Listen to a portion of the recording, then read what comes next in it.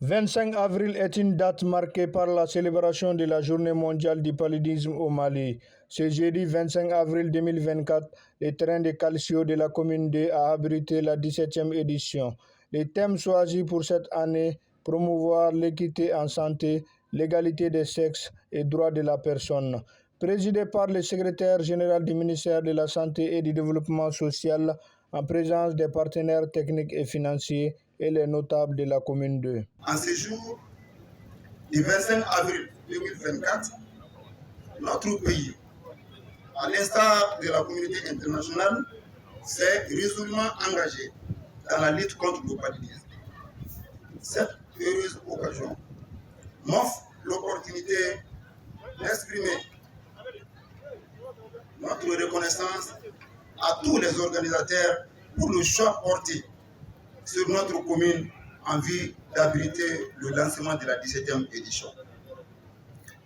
De 2019 à 2023, 37 379 moustiquaires imprégnés d'instituts de longue durée ont été distribués aux femmes enceintes dès leur première consultation prénatale et 42 084 aux enfants de 0 à 11 mois lors de leur vaccination contre la rougeole, soit un total de 79 463 moustiquaires. Selon le système local d'information sanitaire, 43 080 cas de paludisme grave ont été enregistrés en commune 2 durant les 5 dernières années, avec 39 décès, soit une létalité de 0,1%. C'est pourquoi je lance un appel pressant à l'ensemble de mes concitoyennes et concitoyens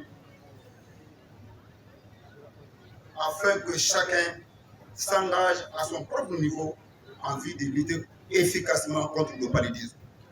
C'est l'occasion pour l'OMS de remercier sincèrement le gouvernement malien à travers le ministère de la Santé et du Développement social dans l'effort constant dont l'objectif est celui de l'élimination du paludisme au Mali. Ces efforts se voient à travers la gratuité de la prise en charge des cas de paludisme chez les femmes enceintes et chez les enfants de moins de 5 ans. Ces efforts se voient également à travers l'application à une large échelle de toutes les stratégies de prévention, y compris l'utilisation des moustiquaires de nouvelle génération à toutes les insecticides en faveur de la population malienne.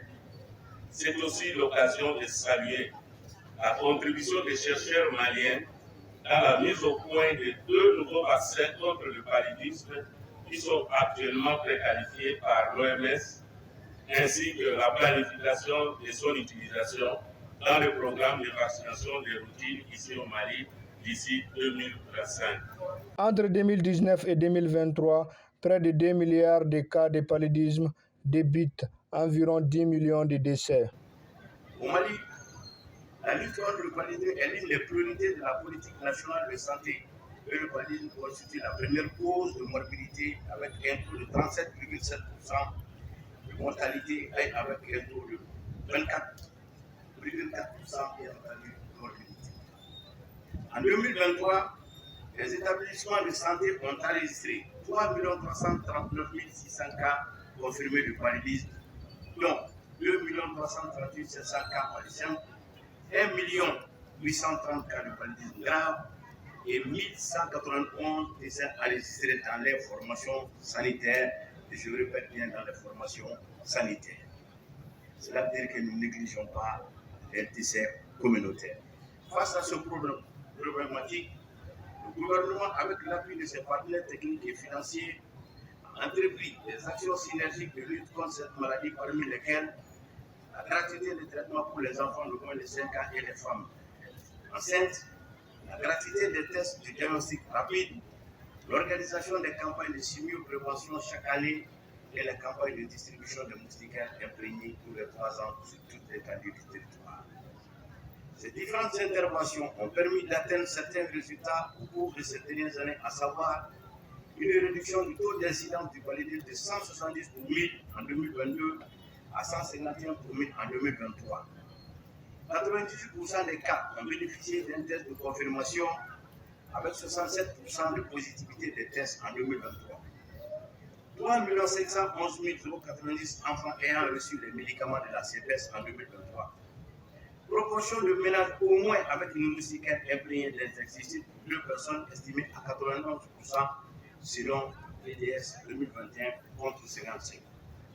Proportion des femmes enceintes ayant reçu au moins 3 doses de TPI lors des CPN estimée à 49% en 2023 contre 47% en 2022. Mesdames et messieurs, chers invités, ces résultats encourageants, déjà à l'issue, permettez-moi d'adresser au nom des plus hautes autorités du pays, au nom de Madame le ministre de la Santé et du Développement social, les sincères remerciements à tous les partenaires qui ont accompagné et continuent d'accompagner le ministère de la Santé et du Développement social dans sa croisade contre le paludisme.